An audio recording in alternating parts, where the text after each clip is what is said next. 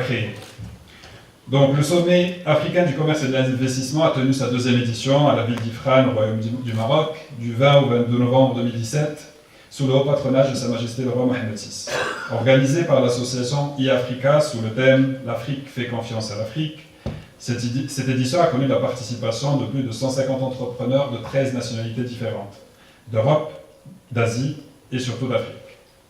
Ce forum s'inscrit dans la lignée des initiatives pilotées et soutenues par les chefs d'État africains qui visent à renforcer les liens d'amitié, de solidarité et de collaboration entre les pays du continent et de créer des plateformes de renforcement pour la coopération sud-sud.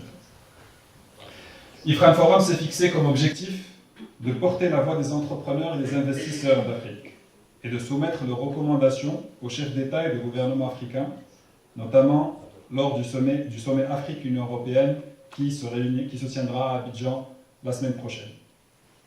Ainsi, les participants au sommet africain du commerce et de l'investissement appellent les chefs d'État et de gouvernement d'Afrique à, premièrement, mettre en place des mécanismes d'une gouvernance au service du continent, qui contribuent au renforcement des liens économiques entre les pays d'Afrique, où le politique joue le rôle de facilitateur pour la création de l'économie, où les intérêts de l'Afrique priment dans toutes les négociations bilatérales et multilatérales.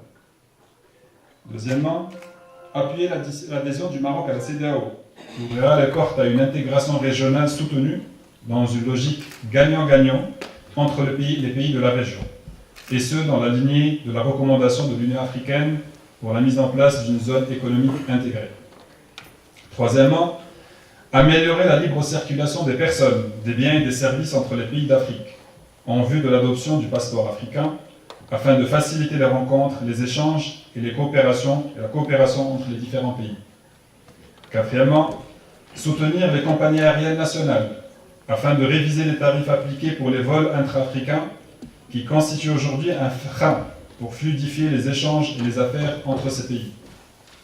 Cinquièmement, innover dans la création des outils de financement public et privé, afin de faciliter l'amorçage des petites et moyennes entreprises dans un premier temps, en Afrique, qui sont essentiellement les créatrices des richesses et les génératrices de l'emploi.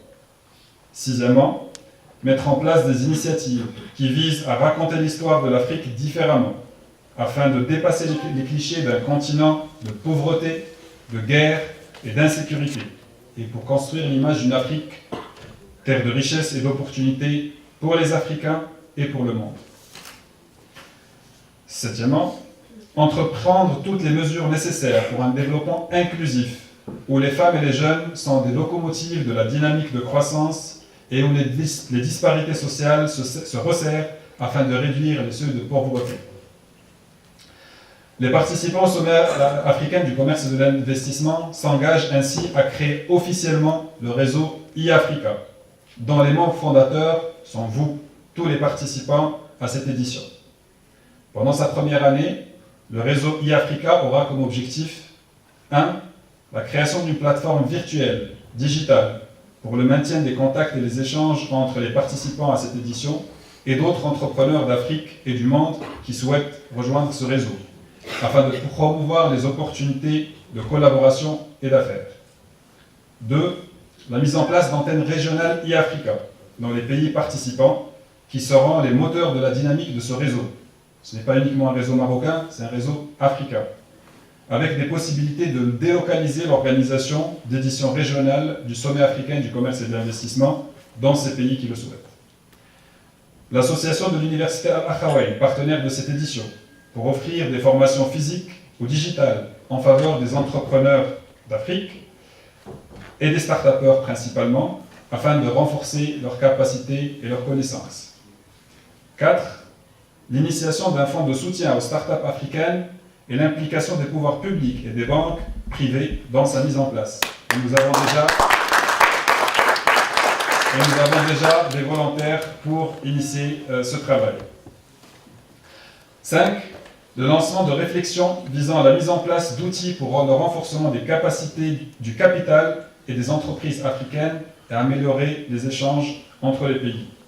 6. La création de synergies avec des initiatives existantes ou l'initiation de nouvelles initiatives afin de renforcer l'image de l'Afrique en Afrique et dans le monde, et repenser le storytelling autour du continent.